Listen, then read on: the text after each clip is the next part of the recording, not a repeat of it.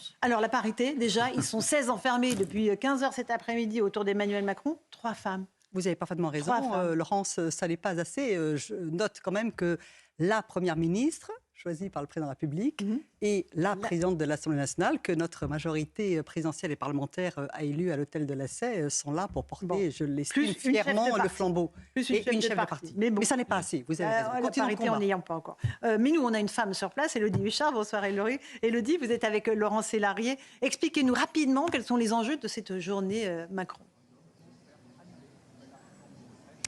Eh bien, c'est une journée de réflexion avec un ordre du jour et 3 thèmes. D'abord, le premier, c'est la crise internationale, à la fois évidemment, par exemple, la guerre en Ukraine, mais encore la question climatique. Deuxième réflexion sur la réforme des institutions et la décentralisation. Et puis, au moment du dîner, à partir de 20h, ça sera la question, la fameuse question, comment faire nation? On sait que le président de la République a prononcé quelques mots pour expliquer le déroulement de cette journée. Et puis ensuite, eh bien, ce sont aux chefs de parti de faire des propositions. Alors, le but, il paraît assez simple, c'est de s'entendre sur des mesures communes qui pourraient ensuite soit arriver et être discutées à l'Assemblée, soit faire l'objet de référendums. Évidemment, en apparence, c'est facile, mais on sait bien que tous ces partis ne se sont pas entendus sur grand-chose depuis 1 an et demi. C'est ce qui explique aussi que cette journée va être très longue. Vous le rappeliez, Laurence, elle a commencé à 15h et pour l'instant, pas d'heure de fin, mais pas avant au moins 23h. Bon courage, Élodie, pour patienter devant l'école de la Légion d'honneur. Un tout petit mot, Geoffroy Lejeune. Ça sert à quoi, ces réunions ? Est-ce qu'il y a un intérêt? Alors, je disais aux Français, vous connaissez la chanson. Oui, on connaît bien la chanson. Mais votre édito était parfaite, a été très bien senti, comme d'habitude. On connaît le grand débat, c'est-à-dire parler, et puis je n'en ferai rien.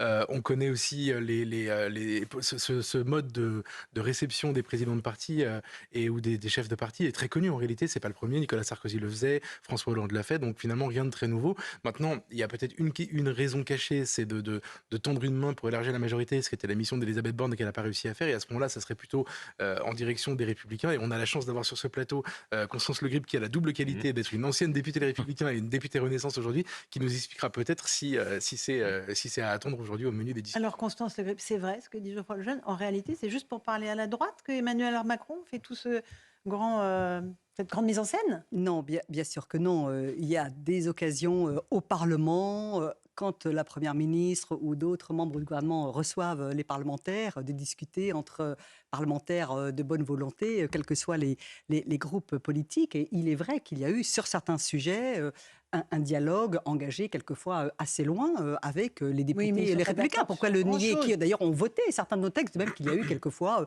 des votes acquis avec les voix des députés écologistes, des votes acquis avec les voix des députés socialistes. On est là dans le jeu parlementaire et politique assez classique, je dirais, qui se déroule dans cette situation politique particulière qui est celui de la majorité relative. Le chef de l'État, c'est autre chose. Le chef de l'État, c'est autre chose. Et je trouve très intéressant, même si ça n'est pas la première fois, je suis tout à fait d'accord, qu'il y a une initiative de cette envergure à ce niveau-là et qui surtout dure plus qu'1 heure et demie ou 2 heures. Ils les ont enfermés, ils leur ont piqué le téléphone portable. Enfermés, c'est un bien grand mot. Personne n'a été obligé de venir, mais effectivement, c'est peut-être une bonne chose qu'il n'y ait pas trop de journalistes et trop de caméras in situ, si je puis dire. Et puis, bien sûr, mais la démocratie, elle s'exprime tous les jours au Parlement ou sur les plateaux. Mais c'est bien aussi qu'il y ait des moments où, sans collaborateurs, sans Sherpa qui susurrent dans l'oreille des uns ou des autres, les hommes et les femmes présents s'expriment franchement. Florian Tardif. Alors, je parlais de 12 hommes en colère. Vous avez une autre métaphore cinématographique ou pas? Oui, Francis Weber, disons-le, puisque comme par hasard... Quel film? Le dîner de cons. Comme par hasard, le président de la République a pris l'habitude maintenant depuis un certain temps d'organiser des dîners comme cela un mercredi. C'est pour cela que j'étais inspiré par Francis Weber. Juste avant l'été, on avait eu ce fameux dîner de fin d'année organisé à l'Élysée avec un certain nombre de ministres, y compris des ministres qui n'étaient plus ministres 2 jours plus tard. Et ce soir, on a l'organisation donc d'une grande réunion avec des chefs de partis politiques qui sont un petit peu les cons de l'affaire. Excusez-moi de le dire. C'est pas Excusez sympa. ma vulgarité peut-être, mais c'est un petit peu le cas, tout simplement parce que le but, et je rejoins ce qu'a dit à l'instant Geoffroy Lejeune, le but de cette réunion, c'est bien évidemment de s'adresser à Éric Ciotti qui est présent et à Jordan Bardella. Et comme par hasard, le président de la République, pour préparer cette réunion, a appelé 2 personnes, Éric Ciotti, Jordan Bardella, et pas les autres. On a tout de suite compris Dans quel cadre était Bien organisée sûr. cette réunion et dans quel but, effectivement, élargir la majorité à droite. Bon, oui, je vais pas Alors, peut-être pas jusqu'au Rassemblement national. Puisqu'on est dans les Eric métaphores Revel et Karine. cinématographiques ou théâtrales, moi je verrais plutôt cette réunion Je comme sens le que vous allez souper. nous en sortir une. Comme le souper. Le face-à-face, oui, le fameux face-à-face Talleyrand-Fouché.